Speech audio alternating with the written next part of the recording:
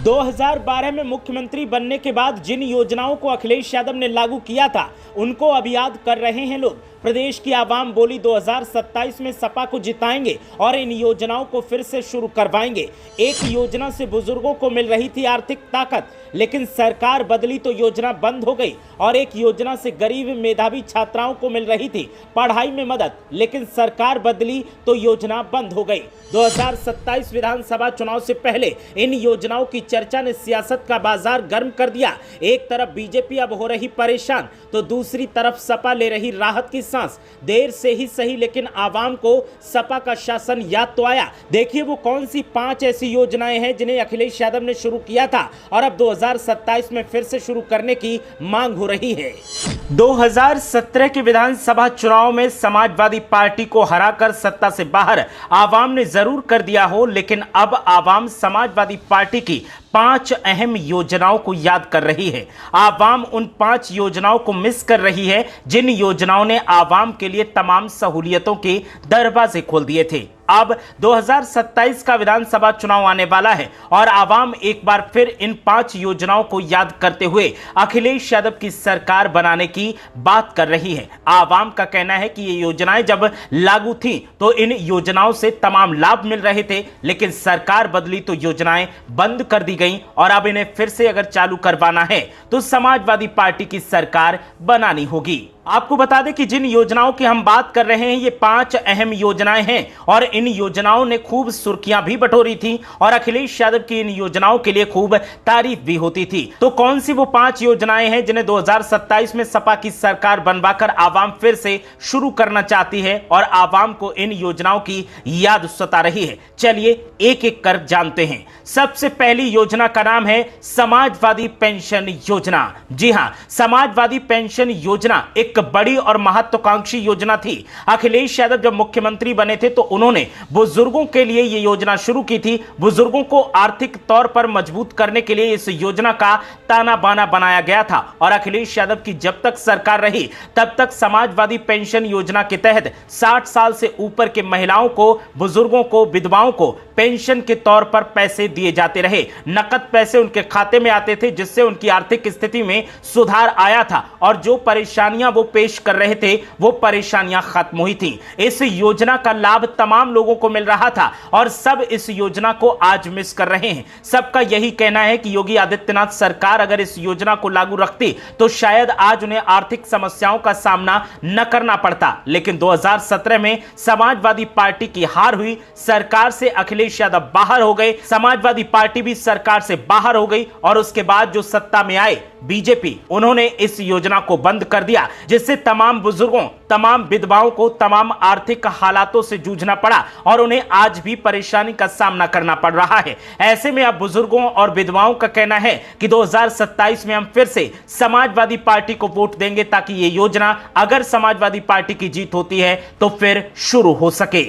Samajwadi pension योजना के बाद योजना नंबर 2 का नाम आता है और यह योजना थी कन्या विद्याधन। जी हां, हाई स्कूल और इंटर पास करने वाली लड़कियों को 10,000 रुपए नकद दिए जाते थे समाजवादी पार्टी की सरकार में, ताकि ये कन्याएं अपनी शिक्षा को आगे बढ़ा सकें। जो आर्थिक तंगी इनकी पढ़ाई में आ रही है उसे दूर किया जा सके और अखिलेश यादव ने इसी लिहाज से कन्या विद्याधन योजना की शुरुआत की थी, लेकिन जब सरकार बदली तो इस योजना को बंद कर दिया गया और तमाम वो गरीब लड़कियां जो पढ़ने में अच्छी थीं, पढ़ाई आगे जारी करना चाहती थीं, लेकिन आर्थिक हालातों के आगे हार मानकर अपनी पढ़ाई बंद कर चुकी हैं। ऐसे में तमाम लड़कियां अब उम्मीद जताकर बैठी हैं कि अगर 2027 में समाजवादी पार्टी की सरकार बनती है तो फिर इस योजना को शुरू किया जाए ताकि उनकी पढ़ाई अच्छे से आगे चल सके और उनकी पढ़ाई में जो बाधा आ रही है वो खत्म हो सके।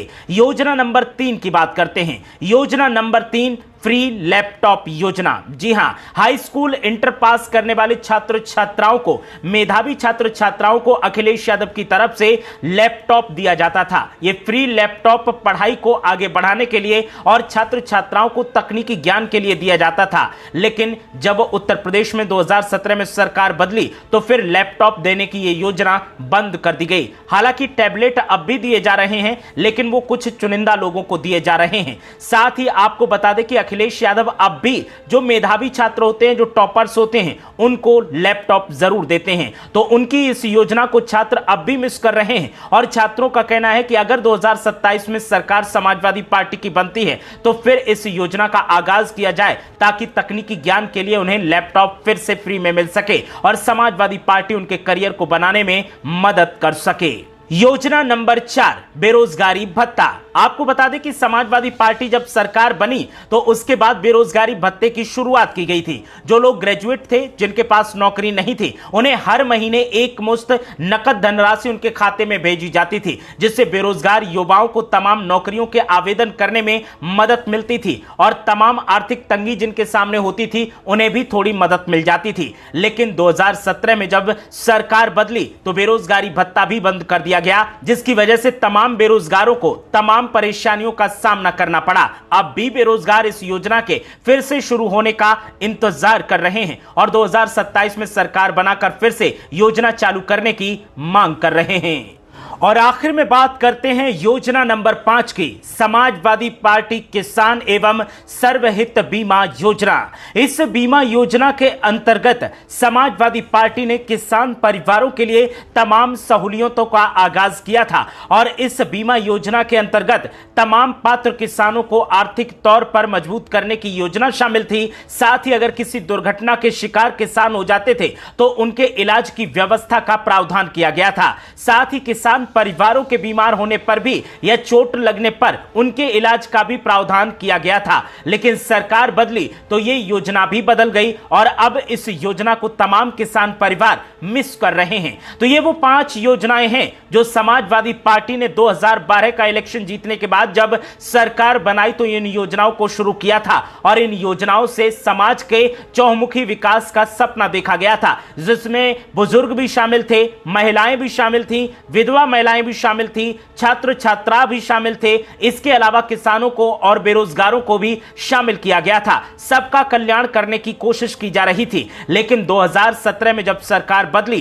तो ये योजनाएं भी बंद हो गईं और अब इन योजनाओं के फिर से शुरू होने का सपना आवाम देख रही है। जिन लोगों को इनका लाभ मिल रहा था वो लोग इन योजनाओं को फिर से शुरू करने का सपना देख रहे हैं। सबका यही कहना है कि 2027 में अगर सपा की सरकार बनती है तो फिर ये योजनाएं चालू की जाएं, क्योंकि इन योजनाओं से हमें बहुत फायदा हुआ था। देखना यह है कि 2027 के चुनावी नतीजे क्या फैसला सुनाते हैं और आवाम किसे सरकार बनाने के लिए चुनती है। अगर सपा की सरकार बनती है तो उम्मीद है कि ये योजनाएं फिर से शुरू की जाएंगी और अगर सपा की सरकार नहीं बनती है तो फिर जिसकी भी सरकार बनेगी उससे उम्मीद की जाती है कि ऐसी योजनाएं वो भी शुरू करें जिससे कि समाज के चौमुखी विकास का सपना देखा जा सके और जो लोग प्रभावित हो रहे हैं उन्हें लाभ मिल सके।